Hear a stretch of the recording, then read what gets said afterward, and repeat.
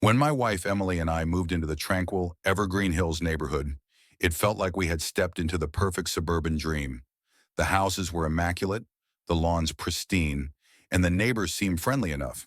However, beneath the veneer of idyllic harmony lurked a sinister reality, one controlled by the homeowner association, and its cunning president, Judith Cromwell. Judith was a middle-aged woman with an unnervingly calm demeanor and a smile that felt more like a veiled threat. Her second-in-command in sowing chaos was Karen, my immediate neighbor, whose penchant for stirring up drama was as consistent as her insistence on everyone adhering to homeowner association's whims.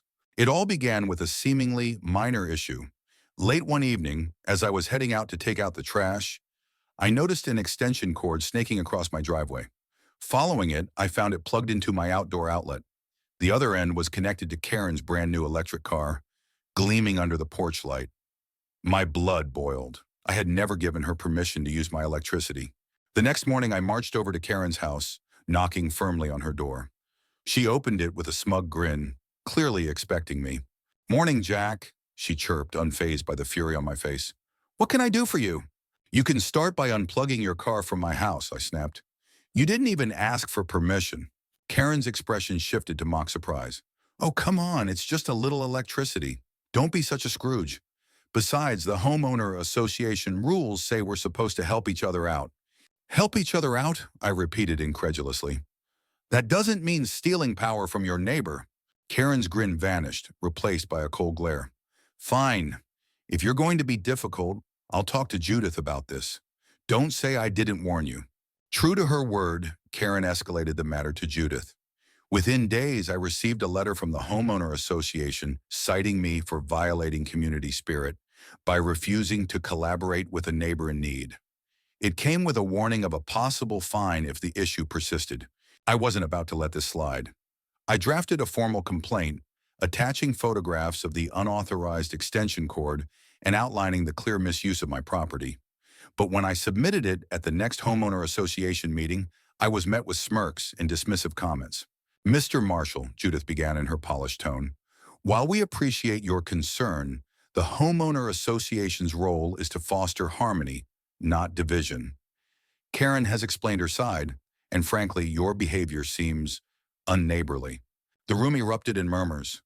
I could see Karen, seated smugly beside Judith, whispering into her ear. "Unneighborly?" I retorted, my voice rising. "She's been stealing my electricity. That's not fostering harmony, that's theft." Judith's placid expression never wavered. "We'll take your concerns under advisement, Mr. Marshall. Now, if there's nothing else, we need to move on to other community matters." Frustrated, I left the meeting, but this was only the beginning. Over the next few weeks, the situation escalated. I began receiving fines for minor infractions: improper trash can placement, excessive noise during weekend projects, and failure to maintain lawn standards. Each fine was accompanied by a note signed by Judith herself. One evening, as I reviewed the mounting penalties, Emily pointed out something unsettling. "Jack, these fines, they're not just random, they're coordinated. Look at the dates. Each one comes a day after you've had a confrontation with Karen or brought up a complaint to the homeowner association." She was right. It was clear I was being targeted. I decided it was time to fight back. Using my skills as an engineer, I installed cameras around the house to monitor any suspicious activity. Sure enough, within days, I captured footage of Karen deliberately moving my trash cans and then snapping photos to submit to the homeowner association. Armed with evidence, I confronted Judith directly during the next homeowner association meeting. "This," I said, playing the footage on a laptop for all to see, "is what's really happening. This is harassment." The room fell silent as the video played. Karen's face turned beet red, while Judith's composure finally faltered. But instead of addressing the issue, she doubled down. "Mr. Marshall," she said icily, "you're out of line. These meetings are not the place for personal vendettas. If you continue this behavior, the homeowner association will have no choice but to take legal action." The meeting ended in chaos, with neighbors taking sides. Some approached me afterward, whispering their own grievances about Karen and Judith, but too afraid to speak out publicly. It became clear that this wasn't just about me, it was about control. That night, I made a decision. If they wanted a fight, they would get one. I wouldn't rest until I exposed the corruption at the heart of the homeowner association and reclaimed my rights. Little did I know, the battle ahead would push me to my limits and uncover secrets that went far deeper than stolen electricity. The morning after the explosive homeowner association meeting, I awoke to find something strange in my mailbox. Among the usual utility bills and advertisements was a nondescript envelope with no return address. Curious and a little uneasy, I opened it. Inside was a single sheet of paper with a typed message. "Stop making trouble or you'll regret it." The words sent a chill down my spine. It was clear this wasn't just about Karen or even Judith. Someone wanted me to back off, and they weren't afraid to threaten me to make it happen. Emily was understandably shaken when I showed her the note. "Jack, this is serious," she said, clutching it tightly. "You need to report this to the police." But as I considered her suggestion, I hesitated. What proof did I have? An anonymous letter wasn't much to go on, and I had a feeling it wouldn't be taken seriously. Still, I couldn't let this intimidation tactic slide. Instead, I decided to dig deeper. That day, I visited the county clerk's office to gather information on the homeowner association. I sifted through public records, focusing on Judith Cromwell and her associates. What I found was shocking. Over the past 5 years, the homeowner association had quietly amended its bylaws multiple times, granting Judith and a select few board members sweeping powers. These changes had been pushed through during poorly attended meetings, often with barely enough votes to meet quorum. Even more damning, I discovered a series of transactions linking the homeowner association to a local construction company, Greenpoint Developments. Judith had approved contracts for Greenpoint to perform community upgrades, but the projects either remained unfinished or were completed at a fraction of the promised scope. The payments, however, were substantial. One name stood out on the contracts: Paul Donovan, CEO of Greenpoint. A little more digging revealed that Donovan and Judith had a long-standing relationship. They had co-chaired several charity events and even served on the same board for a local nonprofit. It wasn't hard to connect the dots. Judith was funneling homeowner association funds into Donovan's pockets, likely in exchange for kickbacks. Armed with this information, I returned home, determined to expose the corruption. But as I pulled into my driveway, I noticed something was off. My trash cans were overturned, and my mailbox had been smashed. It wasn't hard to guess who was behind it. I checked the footage from my security cameras, and sure enough, there was Karen, gleefully vandalizing my property in broad daylight. She even posed for the camera, flipping me off before storming away. It was both infuriating and pathetic. That evening, I called a trusted friend, David, who worked as a journalist. I shared everything I had uncovered about Judith, the homeowner association, and Greenpoint. "This is huge, Jack," David said, his voice buzzing with excitement. "But you need more evidence if you want to take them down. Can you get someone on the inside to talk?" I thought about it. While many of the neighbors were too afraid to stand up to Judith and Karen, there were whispers of dissatisfaction. One name came to mind: Lisa Patel, a longtime resident who had clashed with Judith over homeowner association decisions in the past. She had always seemed fearless and outspoken. The next day, I paid Lisa a visit. She invited me in, offering a cup of tea as we talked. When I mentioned Judith and the homeowner association, her face darkened. "Jack, I've been waiting for someone to fight back," she said. "I've kept records of everything they've done over the years. Judith has been bullying people into silence, and Karen is just her attack dog." Lisa showed me a thick binder filled with homeowner association correspondence, meeting minutes, and financial statements. Among them were letters from residents who had been fined into near bankruptcy, as well as invoices from Greenpoint that made no sense. One particularly alarming document detailed a plan to rezone part of the neighborhood, including my property, to make way for a new development. "They're trying to push people out so they can sell the land to Greenpoint," Lisa explained. "They've already forced out 3 families this year alone." I felt a surge of anger. This wasn't just corruption, it was outright theft. With Lisa's help, I compiled a dossier of evidence. That evening, I emailed copies to David, as well as to a lawyer friend who agreed to review the material. But I knew this fight wouldn't be won with paperwork alone. I needed to confront Judith directly. At the next homeowner association meeting, I arrived early, setting up a projector and a laptop.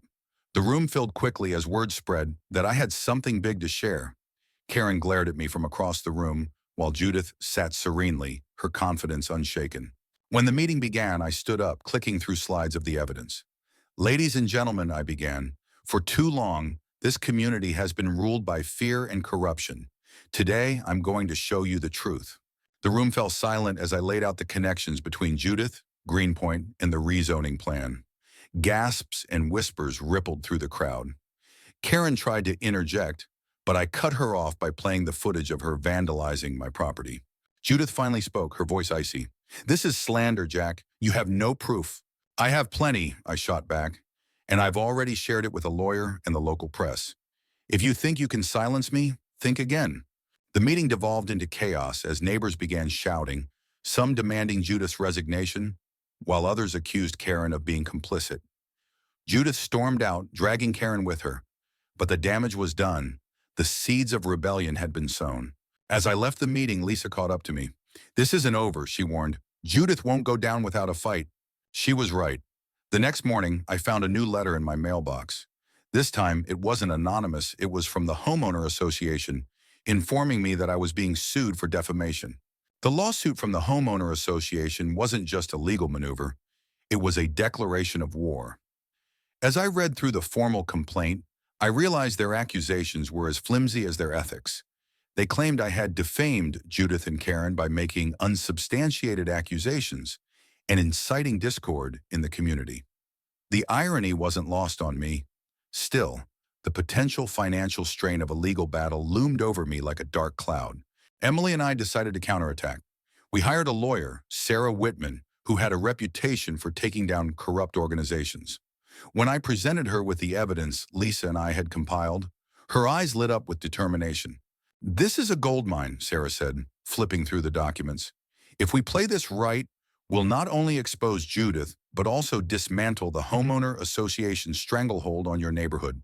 But Judith and Karen weren't going to sit idly by. The day after we filed our countersuit, I discovered that someone had sabotaged my security cameras.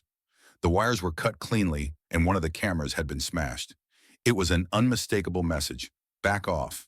Frustrated but undeterred, I decided to reach out to others who had suffered under the Homeowner Association's tyranny. Using the neighborhood social media group, I posted a carefully worded message inviting anyone with similar grievances to join a private meeting at my home. Within hours, my inbox was flooded with responses. That evening, a dozen neighbors gathered in my living room. Some shared stories of exorbitant fines for minor infractions, while others revealed how they had been pressured into selling their homes below market value. One elderly couple, the Harrisons, tearfully recounted how Judith had used fabricated violations to force them into foreclosure. "She's a predator," Mr. Harrison said, his voice shaking. "And Karen? She's just the enforcer. Together, they've destroyed lives." As the meeting went on, it became clear that we had a common goal: to take back our community.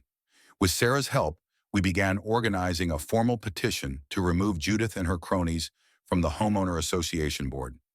But we needed more than signatures. We needed undeniable proof of their corruption. Late one night, I received an unexpected call from Lisa. "Jack, I think I found something," she said, her voice tense. "But it's risky." She explained that she had overheard Judith and Karen discussing a backup file containing sensitive Homeowner Association documents. The file was supposedly stored on a computer in the Homeowner Association office. "If we can get our hands on it," Lisa said, "it could be the smoking gun we need." The idea of breaking into the Homeowner Association office made my stomach churn, but I couldn't ignore the opportunity. That night, Lisa and I drove to the small building that served as the Homeowner Association's headquarters. Armed with a flashlight and a pair of gloves, I picked the lock on the back door. My heart pounded as we stepped inside. The office was eerily quiet, lit only by the faint glow of the streetlights outside. We found the computer in Judith's office and booted it up. It was password protected, but Lisa had anticipated this.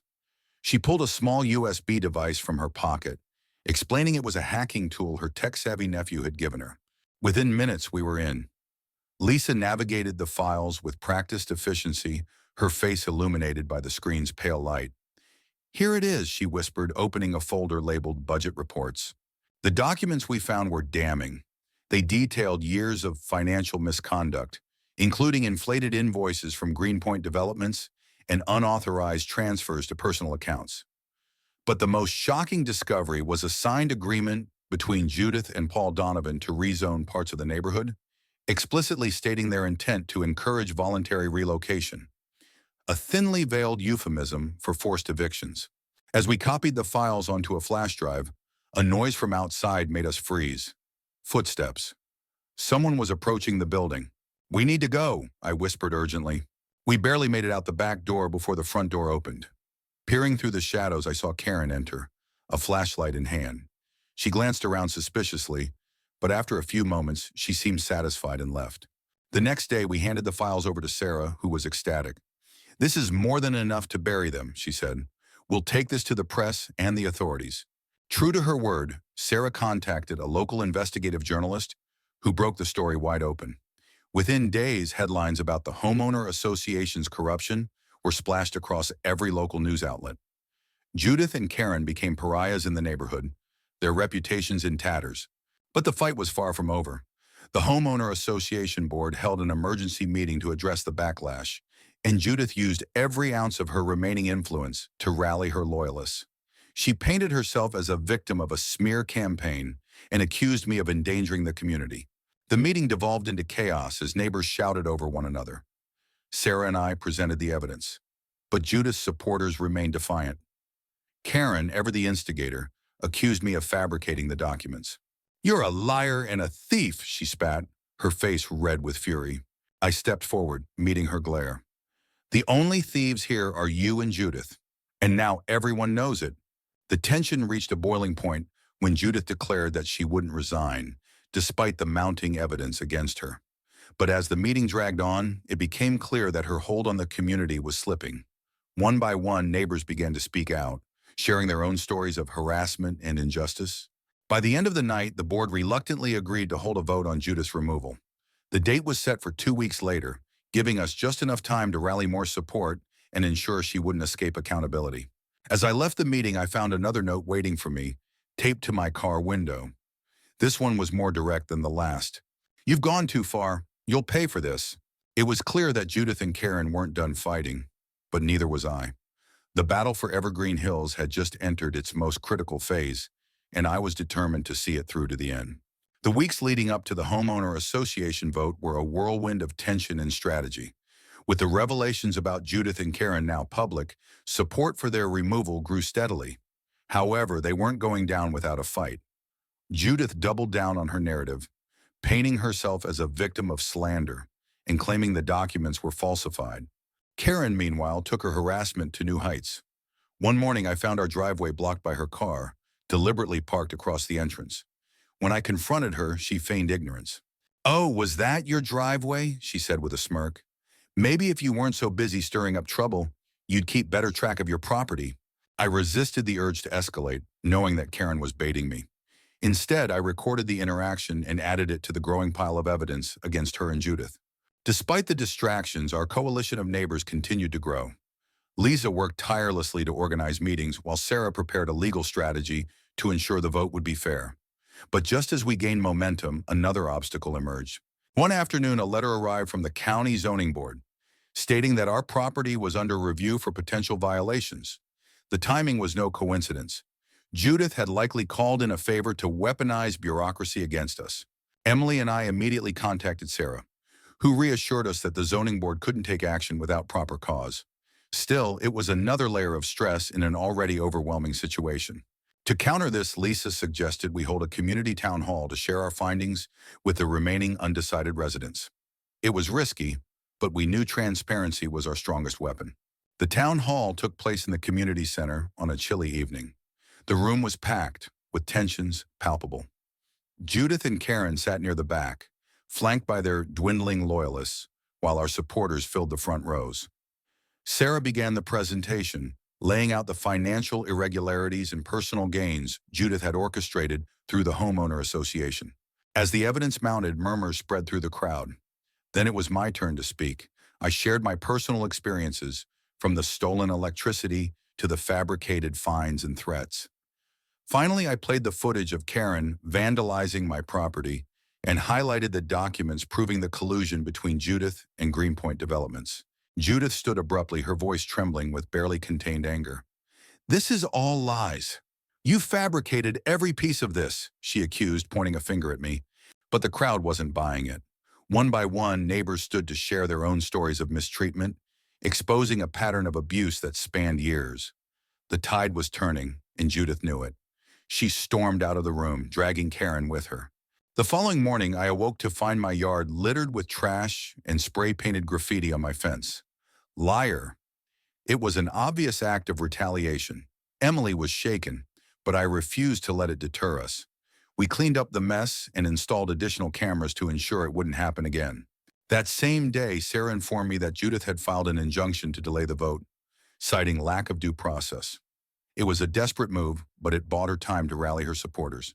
Lisa and I worked tirelessly to counter her efforts, knocking on doors and speaking to every neighbor who would listen. The more people heard about the corruption, the more they realized the extent of the manipulation. When the day of the vote finally arrived, the atmosphere was electric. Residents gathered in the community center, casting their ballots under the watchful eyes of a neutral third party Sarah had arranged. Judith and Karen were present, their faces tight with tension. When the results were announced, a cheer erupted from the crowd. Judith and Karen had been overwhelmingly voted out. For the first time in years, the community had taken a stand against the corruption that had plagued it. Judith's face was pale as she left the room, avoiding eye contact with anyone.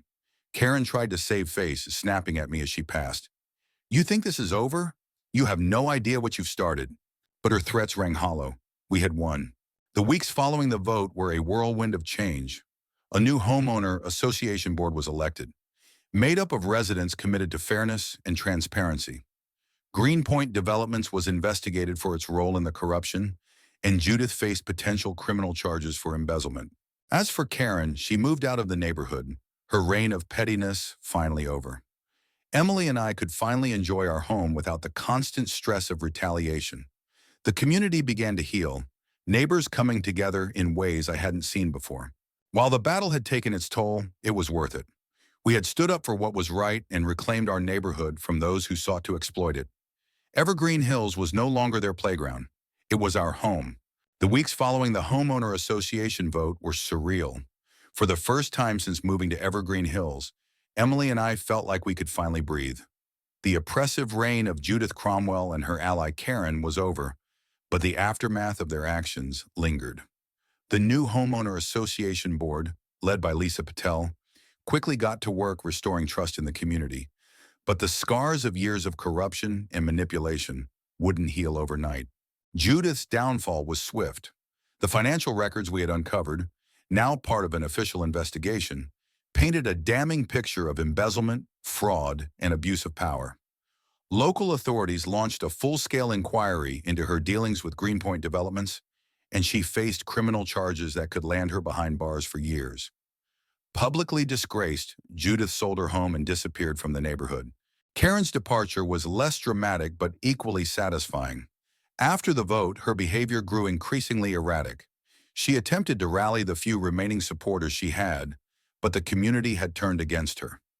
Realizing she no longer had the influence to intimidate or manipulate, Karen packed up and moved away, leaving behind nothing but bitter memories.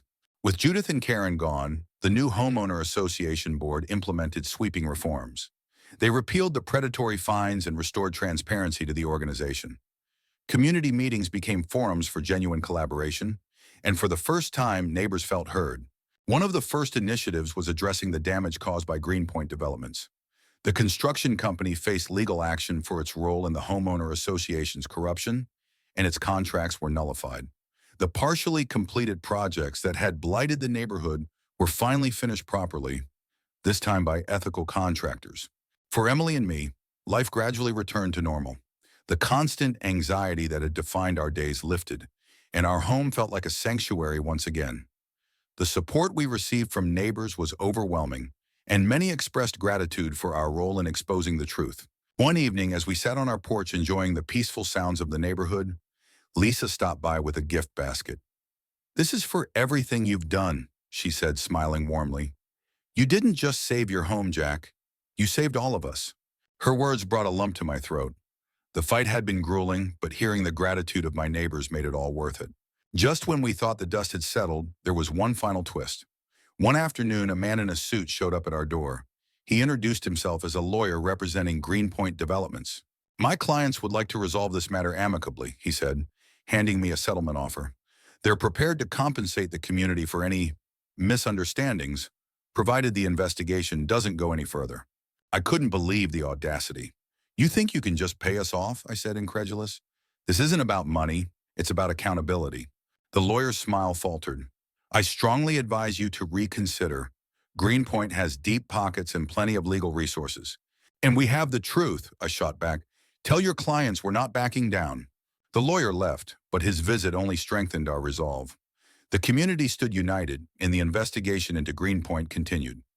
Ultimately, the company's CEO, Paul Donovan, was charged with multiple counts of fraud and conspiracy. The settlement money they eventually offered was used to fund neighborhood improvements, a fitting end to their exploitation. As the months passed, Evergreen Hills transformed. New families moved in, and the sense of community that had been missing for so long flourished. Emily and I hosted barbecues, attended block parties, and finally felt like we belonged. The battle with the homeowner association and Karen had taught us valuable lessons about resilience and the power of standing up for what's right. It wasn't just about protecting our home, it was about protecting the principles of fairness and integrity. One evening, as I walked through the neighborhood, I noticed a small plaque near the entrance to the community. It read, "In honor of those who fought for justice and unity in Evergreen Hills. May this neighborhood always stand as a testament to the strength of its people." Seeing it filled me with pride. The fight had been worth it, and Evergreen Hills was finally the place we had always dreamed it could be. As I turned to head home, I couldn't help but smile. We had won, not just the battle, but the future.